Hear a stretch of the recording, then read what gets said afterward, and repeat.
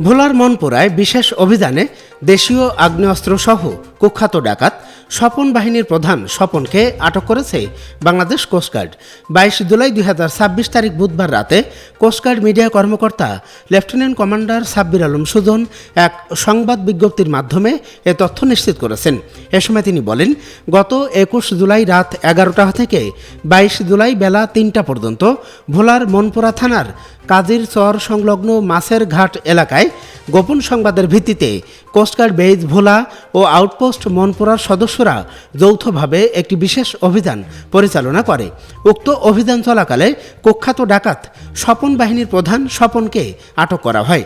পরে তার দেওয়া তথ্যের ভিত্তিতে ওই এলাকার একটি মাছের আড়তে তল্লাশি চালিয়ে একটি দেশীয় একনলা বন্দুক ও 8টি দেশীয় অস্ত্র উদ্ধার করা হয়। আটক স্বপন ভোলার মনপুরা উপজেলার হাজিরহাট এলাকার বাসিন্দা। ডাকাত স্বপন দীর্ঘদিন ধরে স্বপন বাহিনীর প্রধান হিসেবে এলাকায় ডাকাতি ও বিভিন্ন সন্ত্রাসী কর্মকাণ্ড পরিচালনা করে আসছিল। তার বিরুদ্ধে একাধিক ফৌজদারি মামলা রয়েছে বলে বিজ্ঞপ্তিতে উল্লেখ করা হয়েছে। উদ্ধার করা অস্ত্র ও আটক ব্যক্তির বিরুদ্ধে পরবর্তী আইনানুগ ব্যবস্থা গ্রহণের কার্যক্রম প্রক্রিয়াধীন রয়েছে।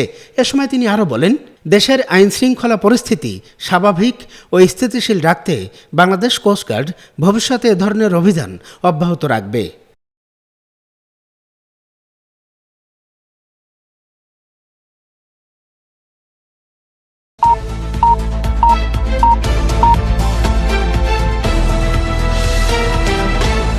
আটচল্লিশ বাংলা টিভি, বাংলা ও বাঙালির কথা বলে।